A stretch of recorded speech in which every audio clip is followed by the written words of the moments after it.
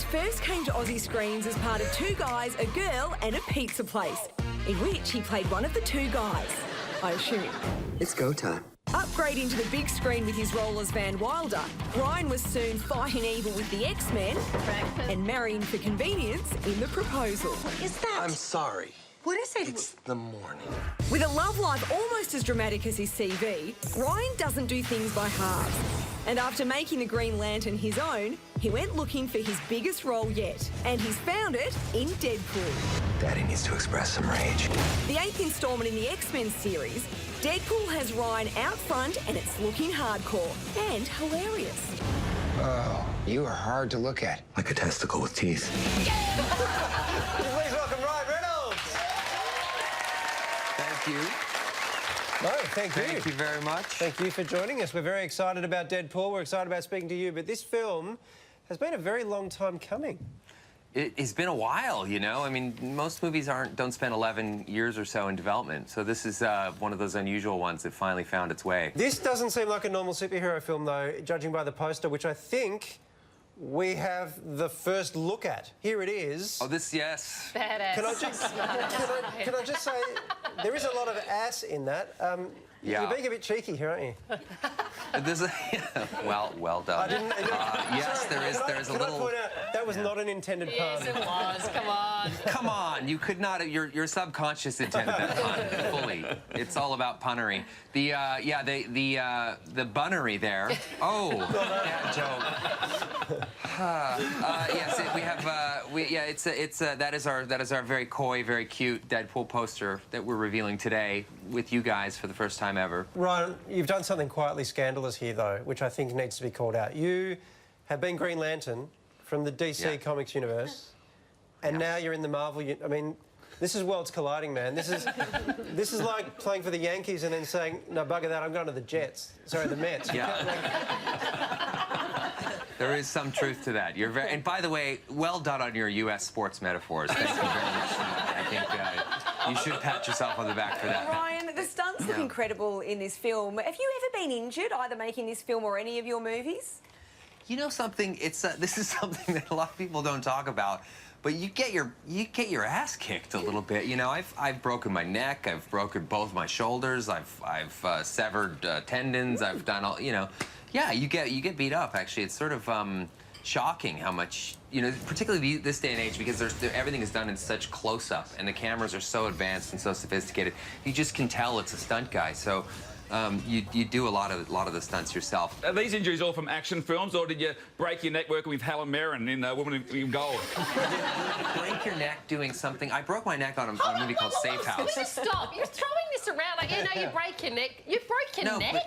But I did actually break my neck on a movie called Safe House. And I broke my neck doing a pretty significant stunt coming out a window, and it was not fun.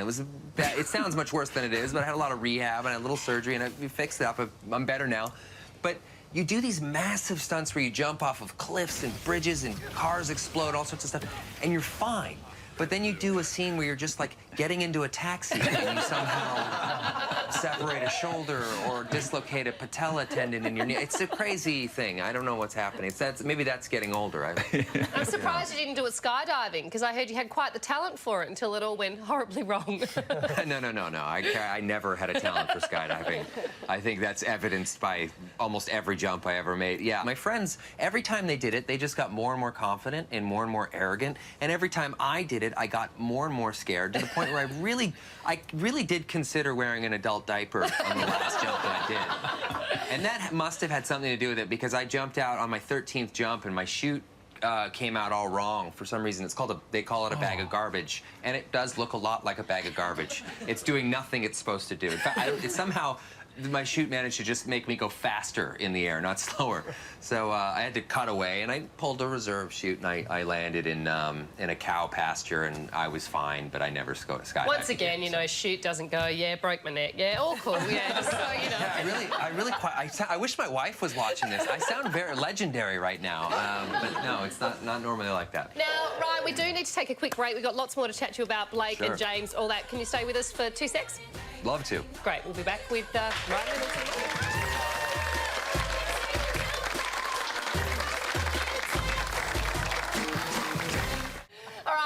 let's get back to it. Ryan Reynolds, thanks for staying with us. You still there? I thought we'd never come back. Ryan, I want to get back to action hero Ryan Reynolds off camera. You once drove a motorbike in this great nation of ours from Sydney to Perth. How did that go? Well, I'll tell you one thing. I didn't make it to Perth. How far did you get? For starters, I got about as far as Uluru. And then we called it quits. But I was pretty proud of that. That was pretty far. But everyone said, don't drive across the continent to Perth. You're not going to make it. It's terrible. And I mean, the outback in Australia is probably the only place on Earth that you can take a wrong turn going in a perfectly straight line. You know, that is no joke. So that was a lot of fun. Who called it? Was it you or your mate that went, you know what, I'm just not into this anymore? You know, my friend called it. He did it in the only way you really could call it was he just crashed his motorcycle into a field, basically. I've heard rumours of spider bites. Were you bitten by a spider, or was it your mate? I was bitten by a spider, yeah. Something Wasn't nasty. a redback, yeah. was it? That tends to be the consensus, but I never saw it, so I don't know. Was it radioactive? Did you develop superpowers as a result? No, I did. If leaking pus is a superpower, then yes, I'm the most powerful human being you've ever met. Look, it's the most I can get on your superhero cred so far, man. Yeah, it's exactly right. Now, Ryan, you have an amazing back catalogue of films, and you're a dad these days with gorgeous little James. Have you thought through, when she's at an age where she can watch movies, which movie would you want her to watch of yours first? Wow, that's a good question. I don't know. I mean, there's some that she shouldn't see just because they're awful. And let's call a spade a spade. Luckily, I have a couple of children's movies under my belt. The Croods is one that I think she would enjoy very much. And maybe Turbo. Yeah, she could see those. Turbo's awesome. Now, you are married to Blake, but you seem like the sort of guy that doesn't like cameras following you around 24/7, but married to Blake with little James. How do you do it? How do you provide that sense of normalcy that you seem to obviously want? Yeah. I think it's always a fine line, you know? I think it's keeping a boundary that there's this world, which is the job, and then there's this world, which is the home. I've never been the guy that's stumbling out of bars at 3 in the morning, at least that anyone's aware of. And, you know, it's just never been my thing. And we don't live in L.A. We live, you know, in a farm in New York, and, you know, so we don't lead like a pretty wild and crazy life. So it's not that hard. It's not a big deal. One of the things we enjoyed from you recently, Ryan, was your Hugh Jackman impression. You got our attention with it. I think we're going to have a quick look, actually. Oh, God. G'day, mate. Hugh Jackman here. Just reminding you to get your votes in for people's sexiest men alive. Gotta say, pretty good. How many takes was that? That was one take. I also did Chris Hemsworth. Do you Chris Hemsworth now? I want to see the difference. It's pretty much the exact same. It's, yeah. Good. Gotta get your votes in for people's sexiest men alive. Gotta get right out there and have a nice go at it. I just saw Hugh. I'm seeing his show tonight, and I just saw him at the hotel, and he's a hell of a sport. You guys have the greatest movie star ambassador for Australia you could ever hope for in Hugh Jackman. He really is one of a kind. He's just an absolute legend. You don't have to convince any of us. No. We absolutely love you here. Yeah. But I love that video because that's you in your Deadpool makeup. And you are yourself a former sexiest man alive. Yeah. Was it hard for you to ugly up in that way, come into my world for a moment and just have to experience that?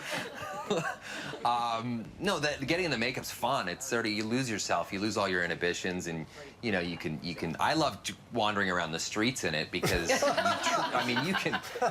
you can do some permanent damage to a 4-year-old by getting up in their grill in that makeup. I loved it. People won't look at you. They look down. They look away. It's wild to experience what that must be like. So, well, it's been an absolute pleasure chatting to you. Yeah. Enjoy Australia. Deadpool is in the cinemas from early Feb 2016. Looks awesome. Would you please put your hands together for Ryan Reynolds? Thank you, guys. Thank you.